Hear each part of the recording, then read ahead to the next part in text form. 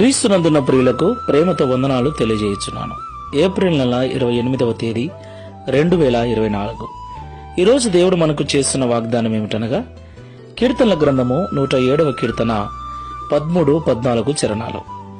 కష్టకాలమందు వారు యెహోవాకు మొరపెట్టిరి, ఆయన వారి ఆపదల్లో నుండి వారిని విడిపించెను. వారి కట్లను తెంపివేసి చీకటిలో నుండి మరణాంధకారములో నుండి వారిని రప్పించెను. ఆమేన్.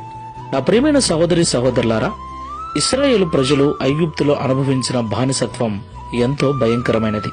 300 సంవత్సరాలు శ్రమలు, నిందలు, అవమానాలు, ఎన్నో బాధలను అనుభవించారు.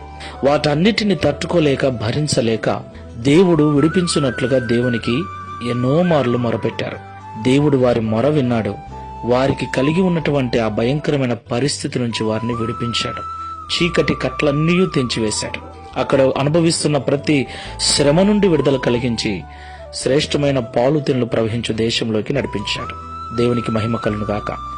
ఈ మాటలు వింటున్న ప్రియ సహోదరి సహోదరుడా, దేవుణ్ణి అనుసరిస్తూ దేవుని మార్గంలో నడుస్తూ నిందలు, అవమానాలు, బాధలు భరిస్తూ ఉన్నట్లయితే బాధపడకు. ఇశ్రాయేలీయులు తమ కష్టకాలములో మొరపెట్టినట్లుగా నీ శ్రమలలో, నిందలలో, అవమానములలో నీవును ప్రార్థించినట్లయితే, ఉపవాసం ఉండి దేవునికి మొరపెట్టినట్లయితే, ఇశ్రాయేలీయుల మొర విని వారిని విడిపించిన దేవుడు నిన్ను, నన్ను కూడా విడిపించటానికి సమర్థుడు. ప్రార్థన చేయటం మరవకు.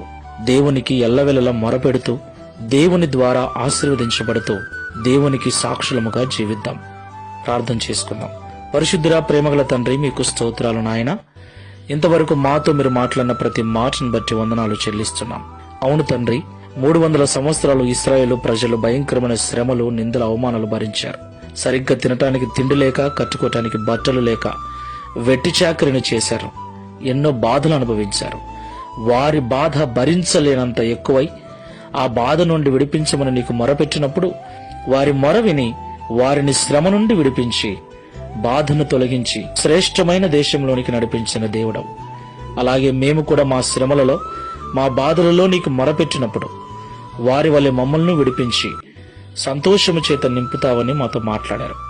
ఈ ప్రార్థనలో ఏకీభవిస్తున్న వారిలో ఎవరైనా అలాంటి పరిస్థితుల్లో ఉన్నట్లయితే ఇశ్రాయేలు ప్రజల వలె నీకు మొరపెట్టి వారి వలె విడుదల పొంది శ్రేష్టమైన జీవితం అనుభవిస్తూ నీకు సాక్షులుగా బ్రతుకుటకు సహాయం చేయమని, దావీదు వలె మేము కూడా నిన్ను గూర్చి లోకానికి సాక్ష్యం ఇచ్చినట్లుగా నీకు సాక్షులుగా నిలబెట్టుమని యేసు నామములో ప్రార్థిస్తున్నాము తండ్రి. Amen. Praise the Lord. God bless you.